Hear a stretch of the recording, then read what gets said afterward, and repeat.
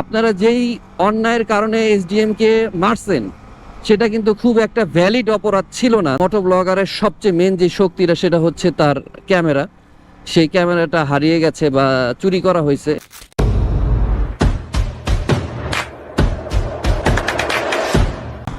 আসসালামু আলাইকুম everyone, welcome to Walid the traveller. আশা করি সবাই ভালো আছেন। আজকে কথা বলবো হচ্ছে 300 ফিটে ঘটে যাওয়া যে বিষয়টা এসডিএমকে নিয়ে, সেই বিষয়টা নিয়ে কথা বলবো। আশা করি সম্পূর্ণ ভিডিওটা দেখে আপনারা আপনাদের মতামতগুলো দিবেন, কারণ আসলে সম্পূর্ণ ভিডিও না দেখলে আপনারা বুঝতে পারবেন না। মনে হবে যে আপনাদেরকে যে আমি একটি পক্ষ নিয়ে কথা বলতেছি, এই জন্য সম্পূর্ণ ভিডিওটা দেখবেন। তো এসডিএম নিয়ে কথা বলার আগে প্রথমে বলি, আমরা যারা মোটো ব্লগ করি, মোটো ব্লগ বিষয়টা কি খুব সংক্ষিপ্তভাবে বলবো। মোটরসাইকেল প্লাস ভিডিও, এটাই হচ্ছে মোটো ব্লগ।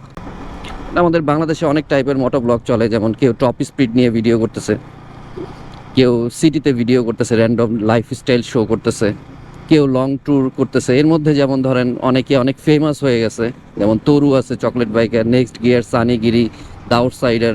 তারা অনেক ভালো কাজ করতেছে এবং ডে বাই ডে তারা অনেক ইমপ্রুভ করতেছে।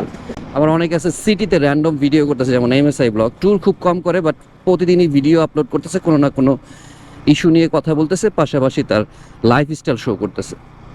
এর মধ্যে এসডিএমকেও ধরা যায়, যাকে নিয়ে এই ঘটনাটা হয়েছে, যাকে নিয়ে আজকের এই ভিডিওটা। তো এসডিএমকে আমি পার্সোনালি চিনি না, সে ব্যক্তি হিসেবে কেমন তাও আমি জানি না, তার ফেজও আমি কখনো দেখিনি। এই ইনসিডেন্টের পরে তার ফেজটাকে সবাই দেখার সুযোগ হয়েছে। এভাবে আসলে না দেখাটাই কাম্য ছিল, বাট আমরা দেখে ফেলছি। তো এসডিএম এর প্রথম ভিডিও যেটা দেখছি সেটা হচ্ছে, হঠাৎ করে ফেসবুক স্ক্রল করতে করতে দেখলাম যে কুকুরকে খাওয়াচ্ছে। তো খুব ভালো লাগছে ভিডিওটা দেখে। তো তার ভিডিও কিছুদিন দেখার পরে তাকে ফলো করি, তার ভিডিও দেখা শুরু করি। আর কিছুদিন পরে দেখলাম সে আসলে শুধু এই টাইপের ভিডিও না, রোস্টিং ভিডিওগুলিও করে থাকে এবং তার কিছু লোকজন আছে সেট আপ করা। সে কিছু, আমার মনে হয় যে স্ক্রিপ্টেড ভিডিও করে থাকে। তো আস্তে আস্তে তার এই ভিডিওগুলো দেখতে দেখতে দেখলাম কিছু কিছু জিনিস আমার খুব খারাপ লাগছে, সেগুলো আগে আমি আপনাদের সামনে শো করি। যেমন রাস্তা দিয়ে আমরা মোটর ব্লগ করতেছি, যে যাচ্ছি, ওয়াইড অ্যাঙ্গেলে ভিউতে অনেক কিছুই ধরা পড়ে। তো আমরা নানা রকম ইস্যু নিয়ে কথা বলি, যেমন অটোরিকশাটা এখানে কেন, এটা বা বাইকার এভাবে চালাচ্ছে, বা ওই বাইকারটা খুব ভালোভাবে চালাচ্ছে, এরকম নানা রকম বিষয় নিয়ে অনেকে অনেক সময় কথা বলে ফেলি আমরা। তার খারাপ লাগার দিকে বলতে দেখা যায় অনেক সময় আছে র্যান্ডমলি রাস্তা দিয়ে একটা মেয়ে, একটা ছেলে বাইকে করে যাচ্ছে, সে যেই ভয়েসগুলো উচ্চারণ করে, যেমন ও ইয়া আউযুবিল্লাহি মিনাশ শাইতানির, এই জিনিসগুলো আমি মনে করি এই জিনিসগুলো সে না করলেও পারতো। এই জিনিসগুলো তার অনেকেই তার ফ্যান বেস কমে যাওয়ার পিছনে অনেকটাই দেয়। আবার অনেকে আছে এই ফাইজলামিগুলোকে পছন্দ করে তার ভিডিওগুলি দেখা শুরু করছে। আর এখন দেখা যায় তার পক্ষে যারা কথা বলতেছে তারা বলতেছে যে সে নারীদের অশ্লীলতা বন্ধ করার জন্য বেসিক্যালি ভিডিওগুলি করে থাকে।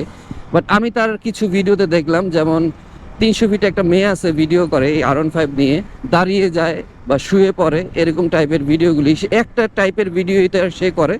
তার মাথায় কোনো হেলমেট থাকে না, হ্যাঁ, সে এই ভিডিওগুলোই করে থাকে। তার সাথে এসডিএম এর খুব ভালো সম্পর্ক ভিডিওতে দেখা যায়। আরেকটা মেয়ে আছে সুজুকি জিএসএক্সআর নিয়ে ভিডিও করে থাকে। তার পোশাক আশাক কেমন, সে কি কি কন্টেন্টে কি মেসেজ দিতে চাচ্ছে সেটা আপনারা দেখলেই বুঝতে পারবেন। আই থিঙ্ক তার ভিডিওতে তেমন কোনো কিছুই নাই যেটা দেশের জন্য বা ভালো লাগার জন্য। তার শরীর প্রদর্শন করা ছাড়া আর কিছুই নাই। এখন তাদেরকে অনেকে আছে লেডি বাইকার, বলতে পারেন ভাই, আমি বলবো না, কারণ ওনার টাকা আছে, উনি বাইক কিনছে, হাতে মোবাইল আছে, ব্লগ করতেছে, এই জন্যই যে সে লেডি বাইকার হয়ে যাবে এটা আমি কখনোই মানবো না। কারণ বাংলাদেশে অনেক প্রফেশনাল লেডি বাইকার আছে, যেমন দীপা আছে, কাজী নরিন আছে, রাইডার সানা আছে, এবং অনেকেই আছে তারা খুব প্রফেশনালি ভিডিও করতেছে।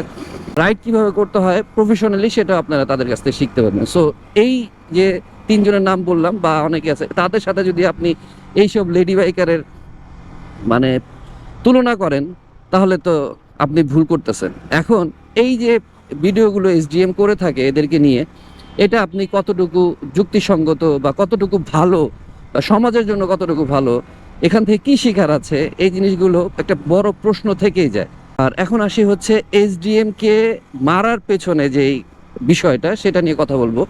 আমি একটা কথা সবসময় বিশ্বাস করি এবং এই কথাটা আপনারা অনেকেই শুনছেন, পাপকে ঘৃণা করো, পাপীকে নয়।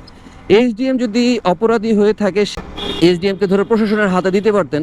আর তখন দেখলাম এই ঘটনাতে আপনার এসডিএমকে প্রচুর পরিমাণ মারছেন, মারার পর প্রশাসনের হাতে দিয়ে দিয়েছেন, তারপরে কিন্তু এসডিএম এখনো বাহিরে। মানে এটার প্রমাণ হচ্ছে আপনারা যেই অন্যায়ের কারণে এসডিএমকে মারছেন সেটা কিন্তু খুব একটা ভ্যালিড অপরাধ ছিল না, না হলে এসডিএম বাইরে থাকতো না, এসডিএম এখন থানার মানে হাজতের ভিতরে থাকতো। তাদের প্রতি আমি তীব্র নিন্দা জানাই যে আপনারা এই কাজটা খুবই খারাপ করছেন। আর একটা মোটো ব্লগারের সবচেয়ে মেন যে শক্তিটা সেটা হচ্ছে তার ক্যামেরা। সেই ক্যামেরাটা হারিয়ে গেছে বা চুরি করা হয়েছে, এই জিনিসটা খুব খারাপ হয়েছে। আমাদের বলার অধিকার এই জায়গাটাই, আমরা হেলমেটের ভিতর থেকেই কথা বলার চেষ্টা করি নানা রকম ইস্যু নিয়ে। এসডিএম এর আরেকটা জিনিস আছে, যে জিনিসটা আমার খুব অপছন্দ, সেটা হচ্ছে দেখা যাচ্ছে একজন মেয়ে, এরকম অনেক ভিডিওতে আমি দেখছি, একটা মেয়ে স্মোক করতেছে বা একটা জিনিস খাচ্ছে, সেই জিনিসটা সে ভিডিওর মাধ্যমে তুলে ধরছে। ঠিক আছে, সে তুলে ধরতে পারে, বাট এখানে আমার মনে হয় ফেসটাকে ব্লার করে রাখাটা উচিত, কারণ সব কিছু শো করে ভিডিওতে দেখানো উচিত না। অনেক সাংবাদিকরাই তো যারা ক্রাইম রিপোর্ট করতেছে তারাই যদি ফেস ব্লার করে ভিডিও করে, আমার আর আপনার তো ল অ্যান্ড অর্ডারের মধ্যে এটা পড়ে না যে আমরা মানুষের ফেস দেখিয়ে করব। তো এই জিনিসটা থেকে এসডিএম এর ভবিষ্যতে কিছু শেখার আছে, এগুলো কিছু মেনটেন করার বিষয় থাকে, এগুলো মেনটেন করতে হবে। অবশ্যই আপনাদের মতামতগুলো আপনারা দিবেন, কারণ আপনাদের মতামত না থাকলে একটা যারা ভিডিও ক্রিয়েট করে তারা বুঝতে পারবে না যে সে রাইট ওয়েতে আছে না রং ওয়েতে আছে। সো এই জিনিসগুলো আপনাদের ভিডিওর মধ্যে বলা দরকার। আপনি একজনের ফ্যান হইতেই পারেন, এই জন্য তাকে সব কিছুতে তাকে জোস জোস ভাই সেই হয়েছে এই জিনিসগুলি বলে তাকে ভুল পথে নিবেন না। খারাপ হইলে অবশ্যই বলা দরকার যে ভাই এই জিনিসটা আপনার কাছ থেকে আশা করিনি বা এই জিনিসটা পছন্দ না, এই জিনিসটা করবেন না। ভালো হইলে অবশ্যই কমেন্ট করে জানাবেন যে ভালো হয়েছে। আমরা বাঙালিরা অতি আবেগীয়, অতি রঞ্জিত, তাই আমাদের ডিপ্লোম্যাটিক ওয়েতে চিন্তা করতে হবে যে এই জিনিসটা এই ঠিক হচ্ছে কিনা। তো আপনাদের কমেন্টগুলো এই জন্য অনেক দরকার। তো এই ছিল আজকের ভিডিওটা ভালো লাগলে like comment share and subscribe করবেন, কারণ আপনাদের ভালোবাসা এগিয়ে যাবে আমার এই ছোট চ্যানেলটি। ভালো থাকবেন, আসসালামু আলাইকুম।